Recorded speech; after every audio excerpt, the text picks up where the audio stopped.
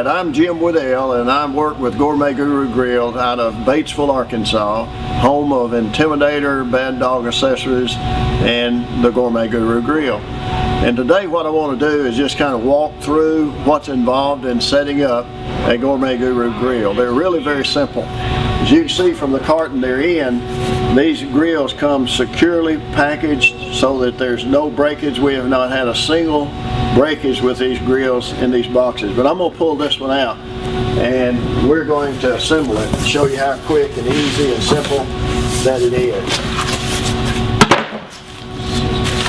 So you can see with the packaging that it comes with, it's going to not be any breakage of the grill. What I do is take the lid out first and just kind of set it to the side. Inside it is the grate, and then there is a box of accessories that's going to be inside a lid. And then down inside this box is going to be the bottom of the grill. And actually this is something that can be handled by one person. You don't have to be young. You can even have a little gray in your hair and still do that. So it's not going to be a challenge. As a matter of fact, I bet it's something that your wives could even do. So, or your girlfriend for that matter. But here we go with the Gourmet Guru Grill. I'm going to just set this out. I'm going to set it over here in front of, so that the camera can pick it up. The first thing that goes in the grill is the firebox. It looks like this. There is an open side on the firebox and it needs to line up. It needs to line up with the intake at the bottom of the grill. The grate has beveled edges around it and it goes down right inside your firebox. And then above that is the ring that sits on your firebox. So just lower it in, set it there. We've put the firebox and the ring that goes above the firebox, and we put the grate in the bottom.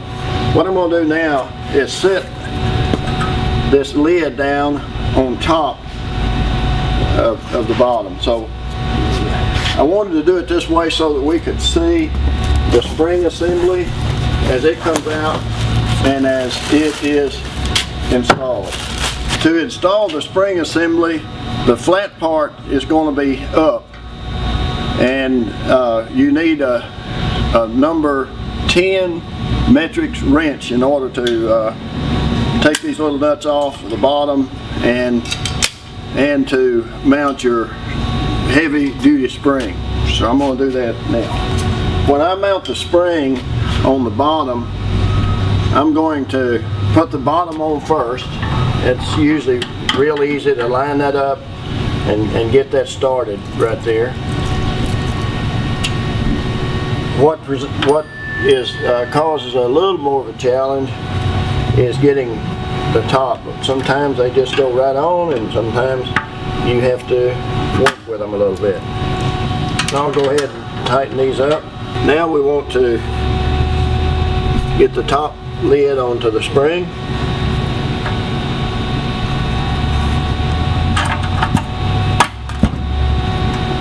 Most of the time it's a pretty simple matter to at least get one nut started on the top. The challenge is getting that other side to go on smoothly. And so what we do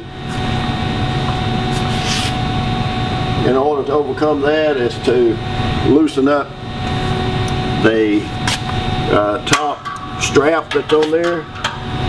You can actually just take it till it's completely or if you got somebody really strong, they can spread that spring out, make it fit. Get our nut started. Each one of these. Then it's a simple matter to pull it back together, strap back together. So now we got the band back on. We want to tighten it up.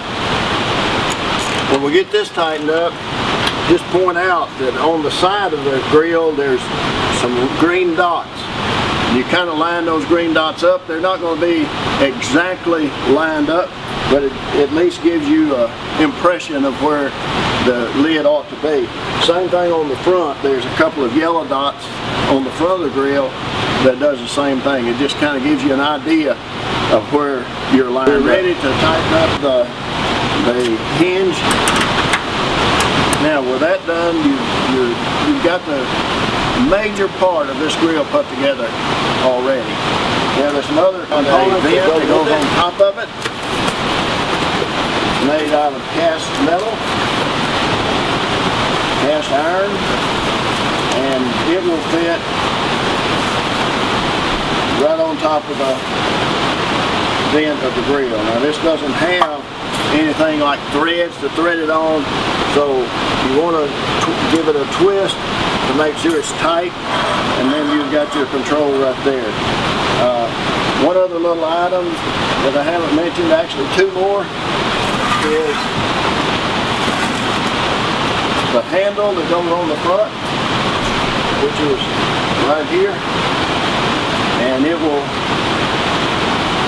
be the Gourmet Guru Grill plaque will be centered right above. Then you just tighten the handle up.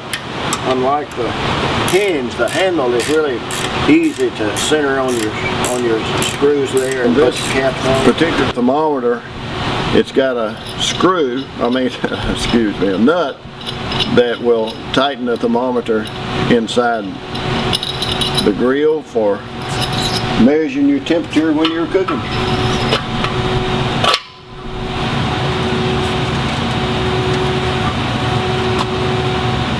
Well, this grill is together. The only thing lacking to have it completely assembled is putting the grate in there. And the grate has a feature that's good in that it's a collapsible grate. You can put this in the grill, and if you were grilling for a long time, you could definitely add charcoal or add hickory chips or add whatever you want to put in there. But I don't want to quit without sharing one other thing with you. The plate setter is a very important accessory in my opinion. Well, this is what makes the grill more than just a grill. It is a smoker, and it can be a brick oven or a grill. But I like to cook it with indirect heat, and so this plate setter with, I call it the feet, with the feet up, would sit right down inside, right inside of your grill.